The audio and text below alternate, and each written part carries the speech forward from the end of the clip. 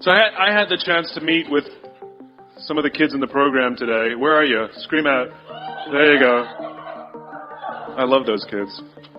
And so what I thought I would do, because they gave me a little bit of time to say whatever I want, is offer you a little bit of some observations for your future. I have 5 little rules that you can follow as you find your spark and bring your spark to life. The first is to go after the things that you want. Let me tell you a story. So a friend of mine and I, we went for a run in Central Park. The Roadrunners organization, on the weekends, they host races. And it's very common at the end of the race, they'll have a sponsor who will give away something, apples or bagels or something. And on this particular day, when we got to the end of the run, there were some free bagels. And they had picnic tables set up, and on one side was a group of volunteers. On the table were boxes of bagels, and on the other side was a long line of runners waiting to get their free bagel. So I said to my friend, let's get a bagel. And he looked at me and said, that line's too long. And I said, free bagel. And he said, I don't want to wait in line. And I was like, free bagel. And he says, it's too long. And that's when I realized that there's 2 ways to see the world. Some people see the thing that they want, and some people see the thing that prevents them from getting the thing that they want. I could only see the bagels. He could only see the line. And so I walked up to the line. I leaned in between 2 people, put my hand in the box, and pulled out 2 bagels. And no one got mad at me. Because the rule is, you can go after whatever you want. You just cannot deny anyone else to go after whatever they want. Now, I had to sacrifice choice. I didn't get to choose which bagel I got. I got whatever I pulled out. But I didn't have to wait in line. So the point is you don't have to wait in line. You don't have to do it the way everybody else has done it. You can do it your way. You can break the rules. You just can't get in the way of somebody else getting what they want. That's rule number 1. Rule number 2. I like this one. In the 18th century, there was something that spread across Europe and eventually made its way to America called puerperal fever, also known as the Black Death of Childbed. Basically what was happening is women were giving birth and they would die within 48 hours after giving birth. This Black Death of childbirth was the ravage of Europe, and it got worse and worse and worse over the course of over a century. In some hospitals, it was as high as 70% of women who gave birth who would die as a result of giving birth. But this was the Renaissance. This was the time of empirical data and science, and we had thrown away things like tradition and mysticism. These were men of science. These were doctors. And these doctors and men of science wanted to study and try and find the reason for this Black Death of childbed, and so they got to work studying, and they would study the corpses of the women who had died. And in the morning they would conduct autopsies, and then in the afternoon they would go and deliver babies and finish their rounds.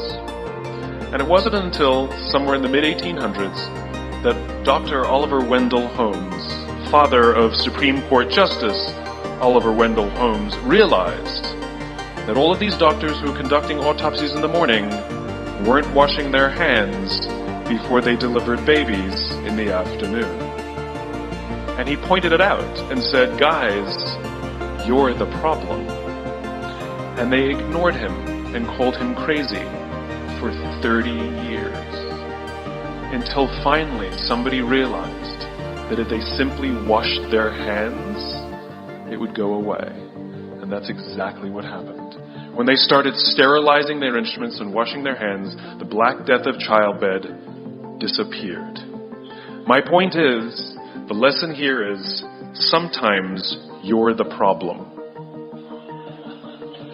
We've seen this happen all too recently with our new men of science and empirical studiers and these men of finance who are smarter than the rest of us until the thing collapsed. And they blamed everything else except themselves.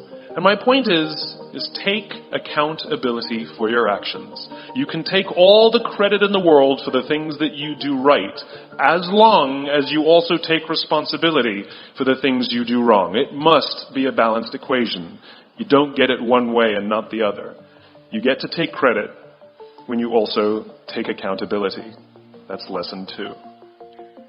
Lesson 3. Take care of each other. The United States Navy SEALs are perhaps the most elite warriors in the world. And one of the SEALs was asked, who makes it through the selection process? Who is able to become a SEAL?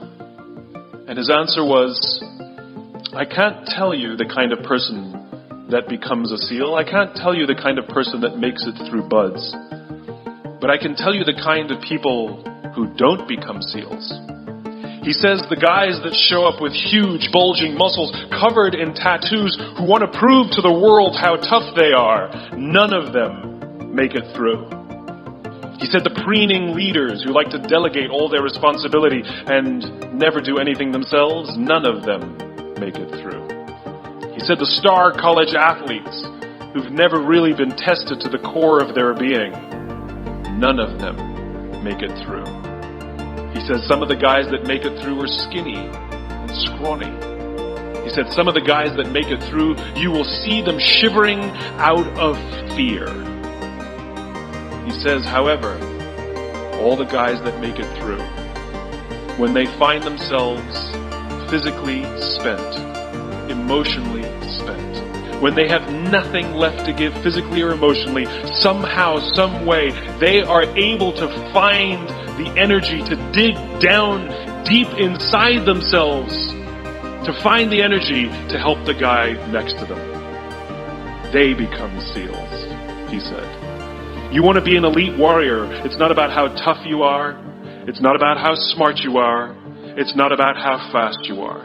If you want to be an elite warrior, you better get really, really good at helping the person to the left of you and helping the person to the right of you. Because that's how people advance in the world. The world is too dangerous and the world is too difficult for you to think that you can do these things alone. If you find your spark, I commend you. Now, who are you going to ask for help, and when are you going to accept help when it's offered? Learn that skill. Learn by practicing helping each other. It'll be the single most valuable thing you ever learn in your entire life. To accept help when it's offered and to ask for it when you know that you can't do it. The amazing thing is when you learn to ask for help, you'll discover that there are people all around you who've always wanted to help you. They just didn't think you needed it because you kept pretending that you had everything under control. And the minute you say, I don't know what I'm doing, I'm stuck, I'm scared, I don't think I can do this, you will find that lots of people who love you will rush in and take care of you. But that'll only happen if you learn to take care of them first.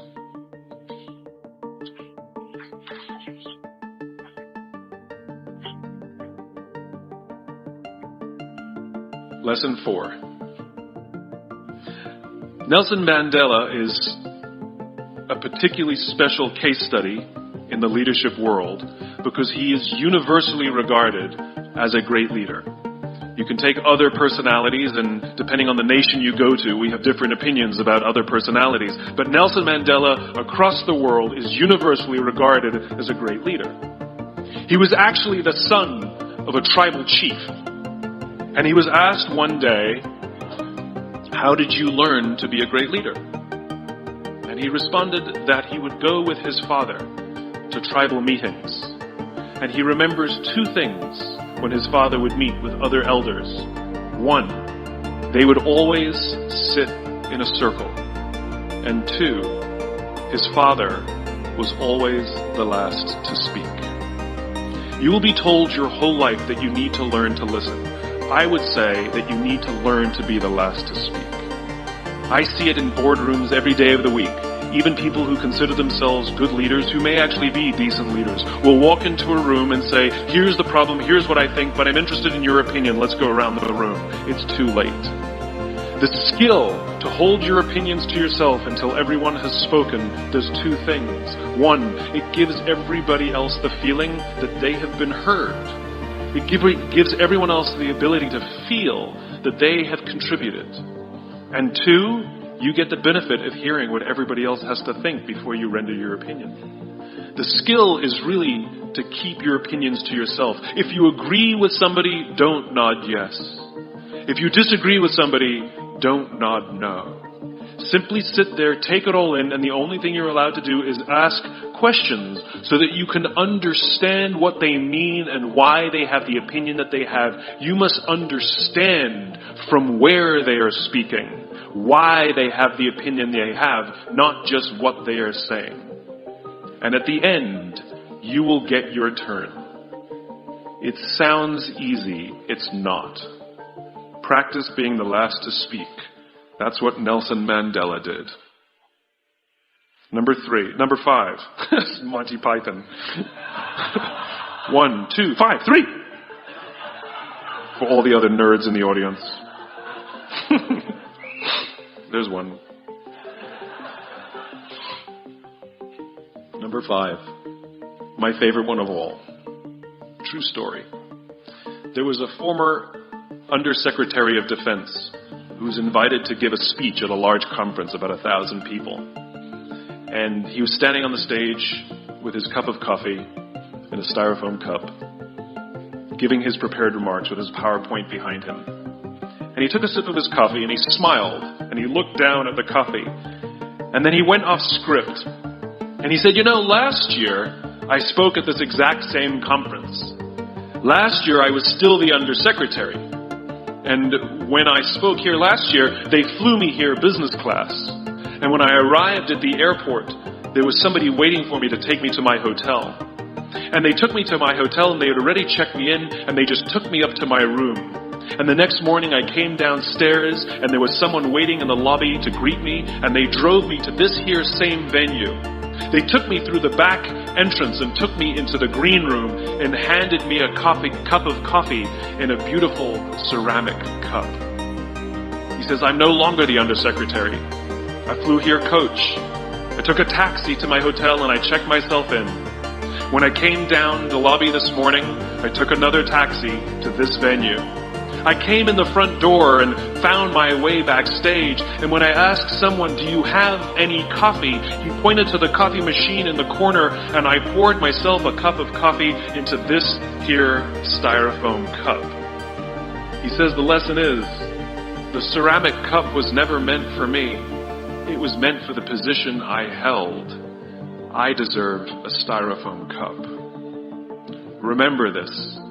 As you gain fame, as you gain fortune, as you gain position and seniority, people will treat you better. They will hold doors open for you.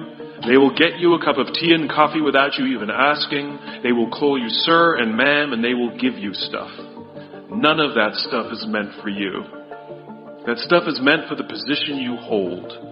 It is meant for the level that you have achieved of leader or success or whatever you want to call it.